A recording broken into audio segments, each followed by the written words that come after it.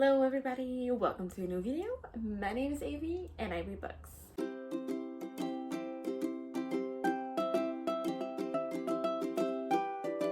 And today I got for you guys my 5-star predictions. I have no idea if this video is gonna be ending up like actual 5 stars or if I just picked a random list and it won't work out.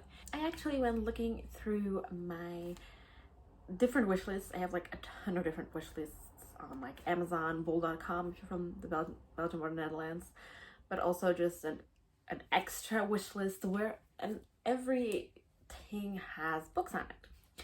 So I went looking through pretty much all of those lists for one, books that I'm really interested in and I think might be 5 stars, and number 2, authors I have read the first time, like from new to me authors. And the second thing is from authors that I have read for the first time this year that I gave 5 stars. So that I have read a book of and I gave that book 5 stars. So I am assuming other books will also be 5 stars, but you never know with authors, obviously. So I got a little list for me. Most of them are 2021 releases. So one is 2017 release and another one is a 2020 release. And I can tell you all of them are somewhat mystery, thriller, or horror based, because that's just my jam. Let's just say that. That's just how I roll. I love horror and thriller and mysteries, and I mainly read that a lot, especially during the winter time. Like fall and winter is my full-on mostly thriller months, but actually I just read thrillers all the time. I don't have the books physical with me because I'm planning on buying them in the next couple of months, maybe doing a dedicated reading vlog for my 5-star predictions, maybe not. I'm not sure what I will be doing them. I am telling you guys that I wish to read these in the upcoming year. So in 2022, I want to have read and owned all of these books, and hopefully they are actual 5 stars. So these are books I think, based on genre and synopsis, that I think might be good like reads for me. The first book, I'm gonna start with a 2017 release as first book, and that is A Strange Case of the Alchemist's Daughter by Theodora Goss. It's a adult thriller from 2017. Obviously, I think Megwood Books, I think this is Megwood Books' favorite book, and that got me intrigued, obviously. So I just really wanted to try it out, and I read the synopsis and I really love it. It's somewhat historical based. Well, it's actually based on Dr. Jekyll and Mr. Hyde. I have read that classic, and I just did not like it, but it's the thing that I have with all classics. I just don't like the writing style. It's too hard for me. I cannot get into the story. So most of the time the story itself is quite okay, but the writing style is throwing me off so badly that I DNF. It's not for me. Like the stories might be great, but like anything other than Sherlock Holmes, I will probably not read, because those books I did enjoy really, and I have read some of them. This is the first in the series of the Extraordinary Adventures of the Athena Club. So if I like it, I am gonna start a new series apparently. I'm gonna just read it off of my computer, the synopsis, because like I said, I don't even own the books physically, and otherwise I would probably read the back of the book a bit. So let's just do that. Mary Jekyll, alone and penniless following her parents' death, is curious about the secrets of her father's mysterious past. One clue in particular hints that Edward Hyde, her father's former friend and a murderer, may be nearby. And there's a reward for information leading to his capture. A reward that would solve all of her immediate financial woes. I'm not gonna read more because I think it's short synopsis is always better. I mean, in my opinion. Like I said, it is somewhat based on Dr. Jekyll and Mr. Hyde. I mean, it's literally Dr. Jekyll and Mr. Hyde. Because it's the daughter, I think I might like it more.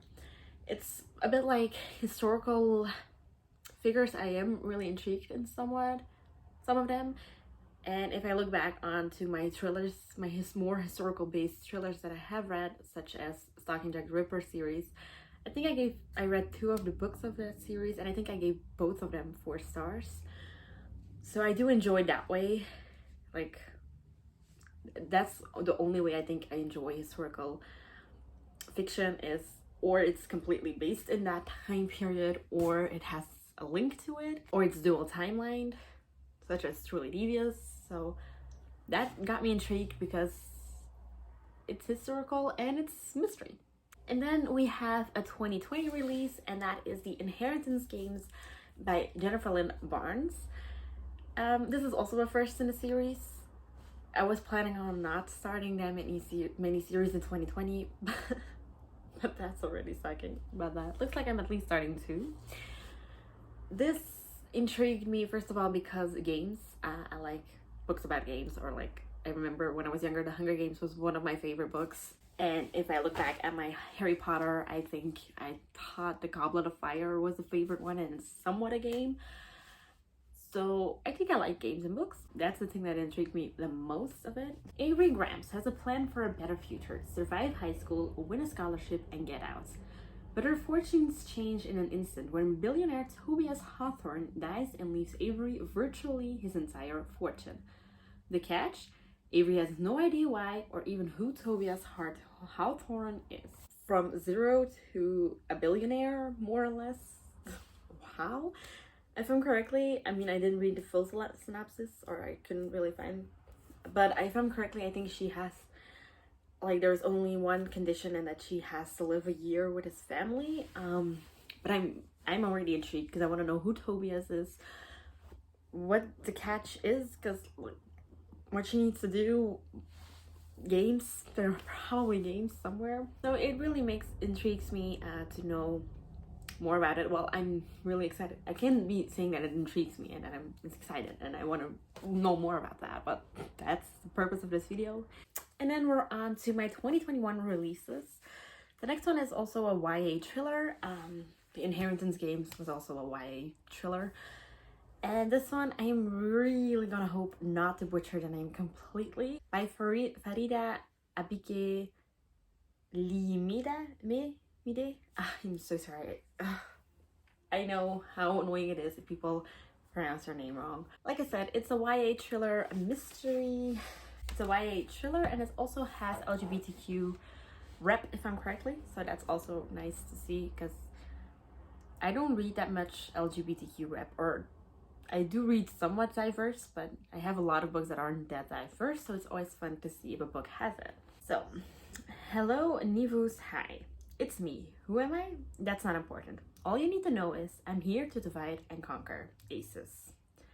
Welcome to Nivus Private Academy, where money paves the hallways and the students are never less than perfect. Until now, because anonymous texter Aces is bringing 2 students' dark secrets to light. First of all, I got major Pretty Little Liars vibes off this, like someone is spreading secrets. I love it. I used to love Pretty Little Liars, the books. I loved Pretty Little Liars series, so I got this vibe a little bit of the book, and that just got me instant interested in it because I love high school drama somewhat. And Gossip Girl also was a childhood favorite. I read them as an adult and I'm totally not intrigued anymore in that way, but it's not meant for my age group, I think, so that's logical, and I enjoyed it when I was younger. So Gossip Girl and Pretty Little Liars vibe to it, like spreading secrets, mysterious anonymous people spreading those secrets, and high school drama.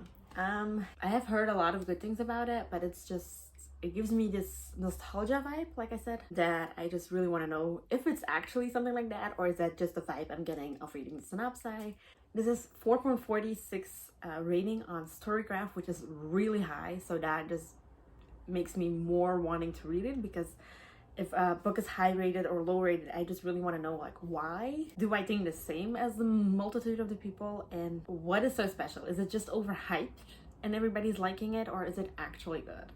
And then we're going to the adult thriller, who also gives me a little bit of a nostalgia vibe and a fun vibe, and something I really enjoy in movies. And it's also a first in a series. So, what am I doing to myself? I'm talking about My Heart is a Chainsaw by Stephen Graham Jones. I read something that it has to do with slasher movies, and I love slasher movies. I always have been. Like, when I was younger, I loved to watch, like, I Know What You Did Last Summer, Texas Chainsaw Massacre, and, like, a lot of different slasher movies I love to watch, so I'm curious if I like to read it too. Jade feels like she's trapped in a slasher film as tourists go missing and the tension between her community and the celebrity newcomers to Indian Lake Shore heads towards the tipping points when she feels the killer will arise. Jade watches as the small town she knows and loves begins to head towards catastrophe as yachts compete with canoes and the celebrity rich change the landscape of that was designated parklands to develop what they call Terra Nova. I got this one from Books and Lilac. So that's, I think she has a pretty high rated, so most of the books, like thriller and horror books she recommends, I really want to read because I just like thriller and horror type of books and they always intrigue me. Her videos in general just always makes me want to read the books she's talking about. Like I said, slasher movies, strange town, small town, murders probably. I want to know. I'm looking forward to the book. I want to know. And we're staying a little bit in the slasher movie type of situation with the next book. The next two books are from two authors I have read this year for the first time, and I gave 5 stars. They obviously got me intrigued to read more of them. I have a ton of her books. I have a ton of his books that I want to read. I have read Home Before Dark. I loved it. I got scared. I got intrigued. I couldn't stop reading, but I had to stop reading sometimes even. It's one of my favorite books of 2020. So I've been looking into his other books, and actually a lot of them are really interesting. But I decided to go with his newest release because it has so many different ratings. Like there are so many mixed reviews about it. I want to know if I'm on the I love it, it's a 5-star, or if I'm on the it's average, it's a 3-star, or if I'm like I hate it, what the fuck. So, and I'm talking about Survive the Night by Riley Sager, by the way. So that's really what got me interested because I loved Home Before Dark so much that I just really want to know, was it just one book or are all his books great? I didn't know some people have complaints about him portraying female characters, that they don't like the way he portrays them. I honestly don't really had an issue with that, but in the Home Before Dark, and I will find out if I have it right now or not. I gave Home Before Dark a 5-star. I hope to give Survive the Night one too. So it's November in 1991. George H.W. Bush is in the White House, Nirvana's in the tape deck, and movie-based college student Charlie Jordan is in a car with a man who might be a serial killer. First of all, it's an historical one again. 1991 is not that early. I mean, I wasn't born then. It's not like it's 1800s or something. Serial killers, slasher movies, like I said, love it. And Riley Sager, I really enjoyed Home Before Dark. I hope this one is a 5-star read. And then the last book that I hope to be a 5-star read is also one from an author I have read for the first time this year, and I loved it. I'm talking about Sylvia Moreno Garcia, and the book I'm talking about that I loved so much was Mexican Gothic. It was the first type of gothic horror book that I actually really read. That is not thriller horror, but like actual horror. It was gruesome, it was gross, it was scary, but it was amazing. So I definitely want to read more of her. I also went looking into her books to see which one I love the most, and I came up with Velvet Was the Night by Sylvia Moreno Garcia. And get heads up, it's also historical. I did not know I would like historical that much, apparently. 1970s. Mexico City. Maite is a secretary who lives for one thing, the latest issue of A Secret Romance. While student protests and political unrest consumes the city, Maite escapes into stories and passion of danger. Her next-door neighbor, Leonora, a beautiful art student, seems to live a life of intrigue and romance that Maite envies. When Leonora disappears, under suspicious circumstances, Maite finds herself searching for a missing woman and journeying deeper into Leonora's secret life of student radicals and descendants. First of all, mystery. Second of all, adult mystery, historical mystery. Love it. Like I said, I read Mexican Gothic, and it's also historical, but I think it's more thriller horror. That book ate me up, and if you have read that book, that is quite But I'm really wanting to read all of these books. Like I said, I might just buy them in the next couple of months and then try to do a reading vlog every time I read one of those books to see if they're actually my 5-star predictions or not. Or if they're actual 5 stars, I'm not sure.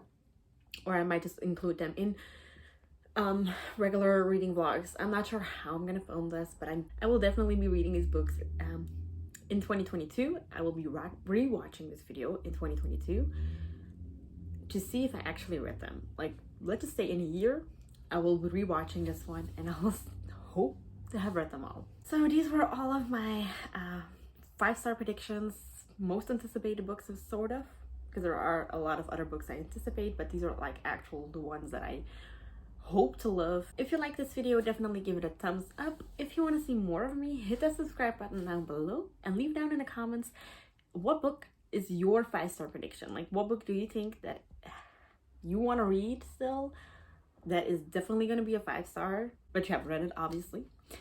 And I will talk to you soon.